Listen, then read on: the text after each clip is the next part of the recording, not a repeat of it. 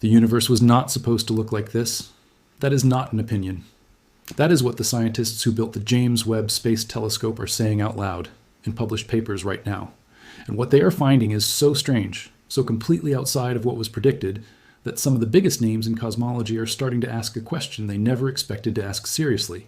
What if something existed before the Big Bang? Stay with me. Because what I am about to walk you through is not a theory from some random person on the internet. This is data, real images, real numbers from the most powerful space telescope ever built. And what that telescope is seeing is breaking a model of the universe that scientists have trusted for nearly 100 years. If you want to understand what is really happening with James Webb right now, watch this video till the end, because the story builds. And the last part is the part most channels are not talking about. Subscribe if you want more videos like this.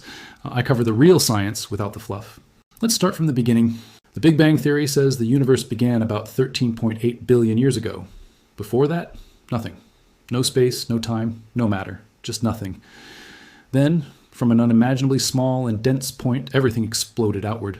Space itself stretched, matter formed. Over hundreds of millions of years, gravity pulled that matter together into clouds, and those clouds collapsed into the first stars and galaxies. That's the story. It's clean, it's logical. And for decades, every observation we made matched it pretty well. But there was always one limit.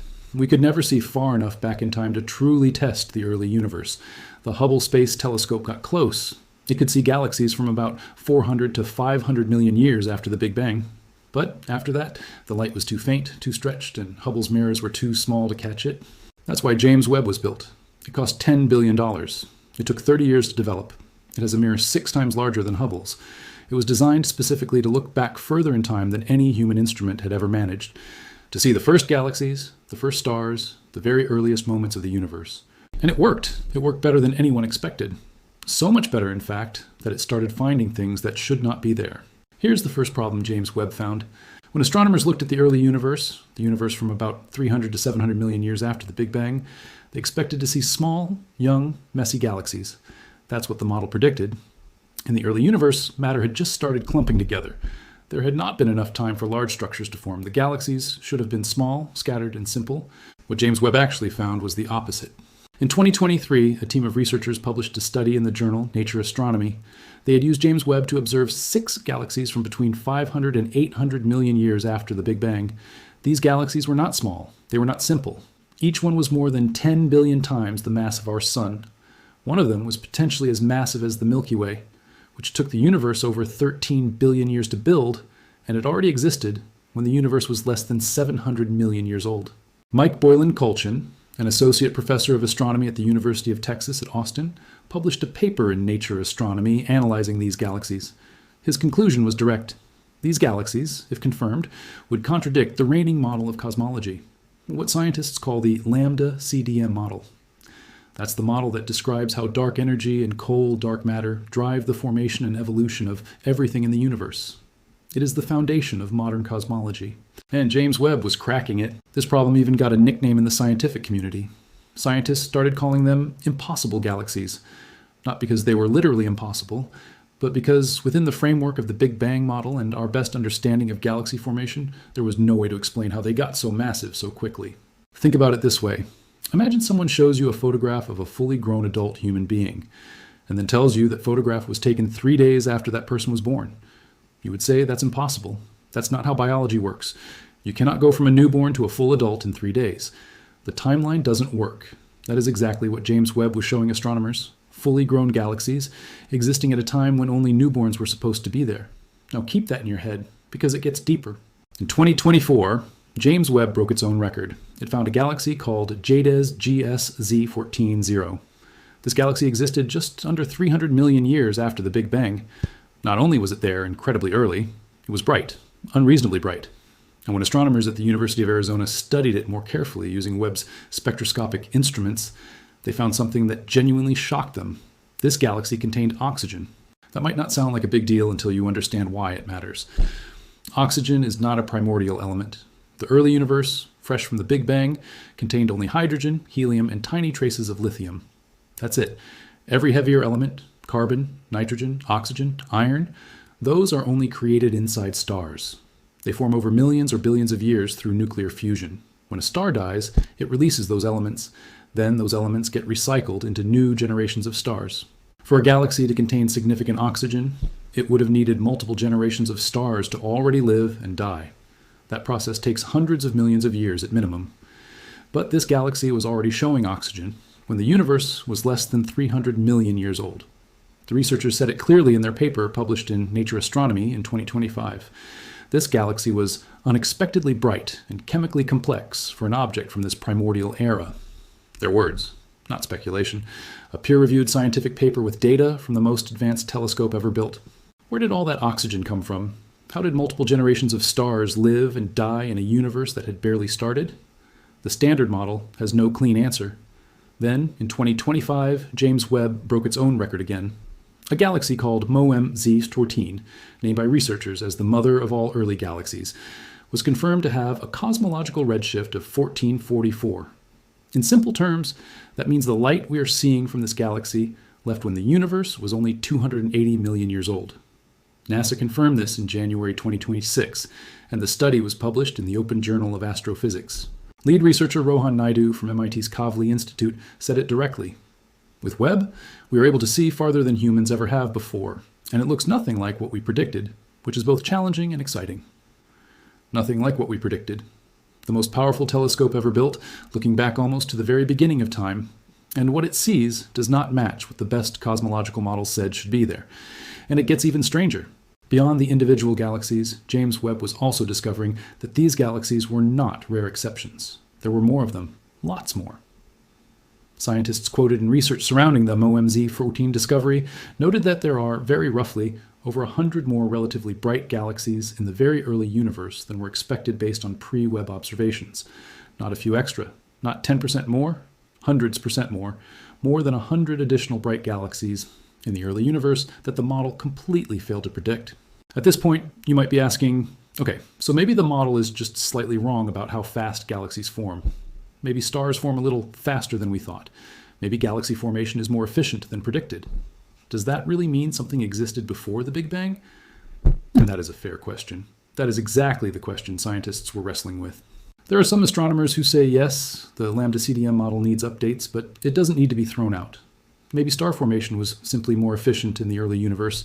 Maybe dark matter behaved differently at very high densities. Maybe our estimates of galaxy masses are off due to the way we interpret the data. Those are legitimate possibilities. Science always considers the simplest explanations first. But then there is another set of observations that go even deeper into the question of what came before the Big Bang. And this is where the story gets truly mind-bending. To understand it, you need to know about the cosmic microwave background.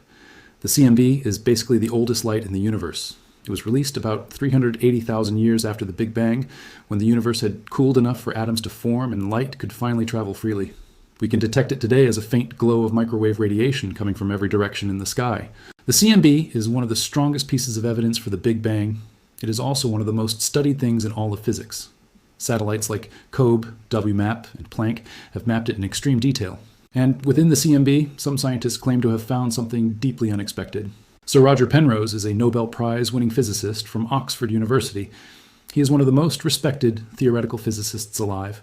His work with Stephen Hawking in the 1960s and 70s on singularities and black holes fundamentally changed physics. This is not a fringe thinker. This is a man who won the Nobel Prize in Physics in 2020 for his work on black holes. Penrose has spent years developing a theory called conformal cyclic cosmology, or CC. The idea is bold. He proposes that the universe does not have a single beginning. Instead, it goes through endless cycles. Each cycle begins with a Big Bang and ends with an infinitely expanded, cold, dead universe dominated by black holes.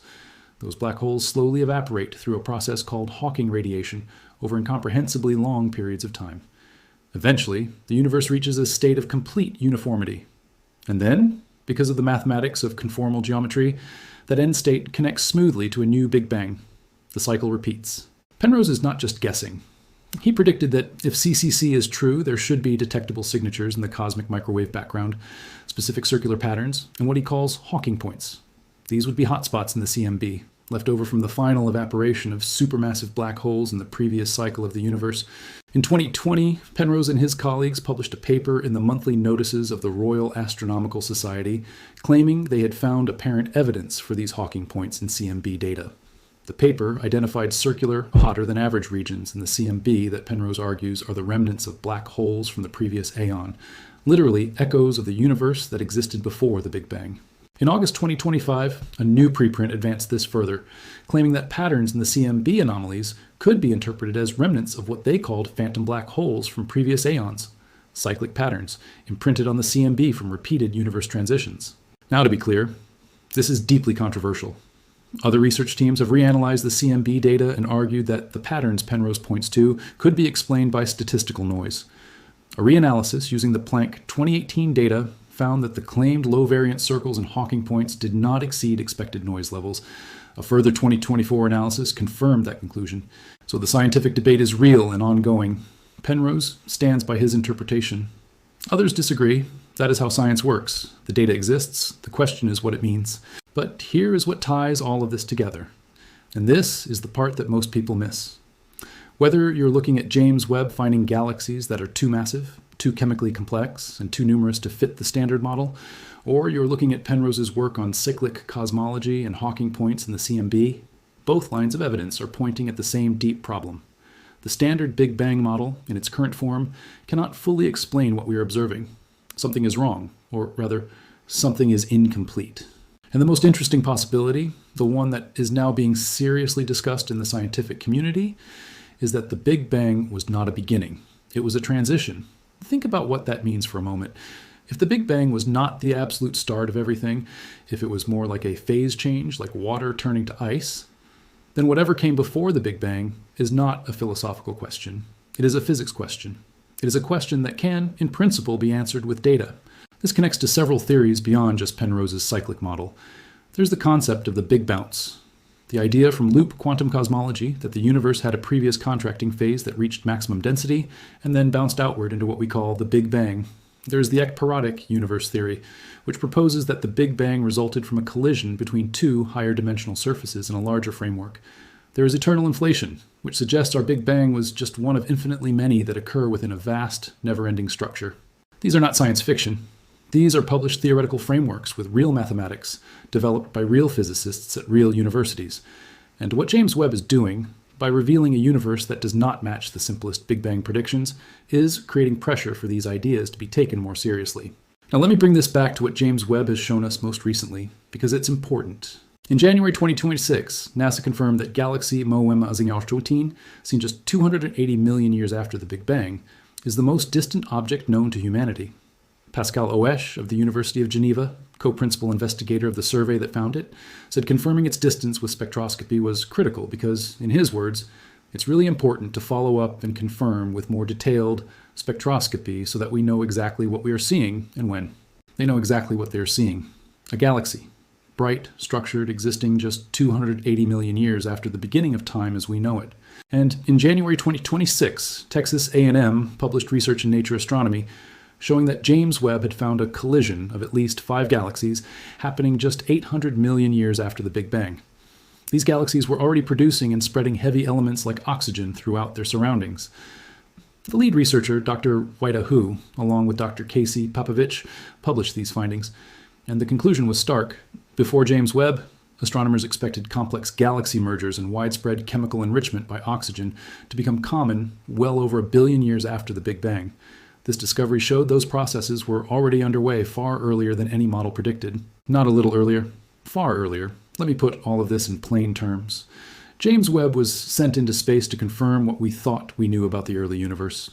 Instead, it is systematically showing us that the early universe was more structured, more chemically evolved, more galaxy-filled, and more complex than any of our models predicted. And this began showing up in the very first year of Webb's observations, and has only gotten stronger with every new discovery since. The telescope that was supposed to fill in the details of our cosmological picture has instead punched holes in it. And the question scientists are now debating is not whether the standard model needs adjustment. Most agree it does. The real question is how deep the adjustment needs to go. Does the Big Bang model just need tweaks? Better parameters for how fast galaxies form, how efficient star formation can be, how dark matter clusters at extreme densities? Or does the universe require something more radical? A physics that existed before the Big Bang? A previous state that seeded the universe we now see with structures that were already in place before the explosion? The honest answer is that we do not know yet. But we are asking the question with better tools than we have ever had before. And that matters. Because for most of human history, the idea of a before the Big Bang was considered literally meaningless. Time itself began with the Big Bang, according to classical general relativity. There was no before, just like there is no place north of the North Pole. The question didn't make sense. What James Webb and researchers like Roger Penrose are doing, even if they disagree on the exact interpretation, is cracking that wall open. They are showing, through observational data and through theoretical physics, that the question of what came before the Big Bang is not necessarily meaningless. It may actually be answerable. And the implications of that are extraordinary. If the universe existed in some form before the Big Bang, if it cycled or bounced or was born from a parent universe, then our story of existence is infinitely older than we thought. The 13.8 billion years we call the age of the universe would just be the age of this chapter. There could be chapters before it. There could be chapters before those. The universe would not be a story with a first page. It would be a story with no beginning at all. That is not anti-scientific. That is where the science is pointing. Not every scientist agrees. This is an active debate. But the debate is happening at the highest levels in peer-reviewed journals, driven by real data from a real telescope floating in space right now. James Webb is still operating. It is still collecting data. Every few months, a new observation pushes the boundaries a little further. The most distant galaxy we know today may not be the most distant galaxy we know a year from now. And every new galaxy Webb finds in the early universe, every new piece of oxygen discovered in a galaxy that should not have oxygen yet, every impossibly massive structure found in a universe too young to have built it, adds to a picture that is becoming harder and harder to dismiss. The universe was not supposed to look like this, but it does. And now the best scientific minds in the world are working, using the best tools ever built to figure out why. They are not panicking. They are not saying the universe is inexplicable. They are doing what science does, following the data wherever it leads, even when it leads somewhere completely unexpected, even when it leads to the question of what existed before everything began. The James Webb Space Telescope has given us the deepest view of the cosmos any human has ever seen. And what it is showing us is that the universe is stranger, older in spirit, and more mysterious than any of us imagined. We are living in one of the most remarkable moments in the history of science. The answers are not all in yet, but the questions, the real, deep, fundamental questions about where all of this came from, have never been asked with better evidence in hand. And that is the beginning of something extraordinary. If you made it this far, thank you. That means something. Subscribe and turn on notifications, because the next video is going to go even deeper into what James Webb is doing to our understanding of dark matter and the cosmic web. You do not want to miss it.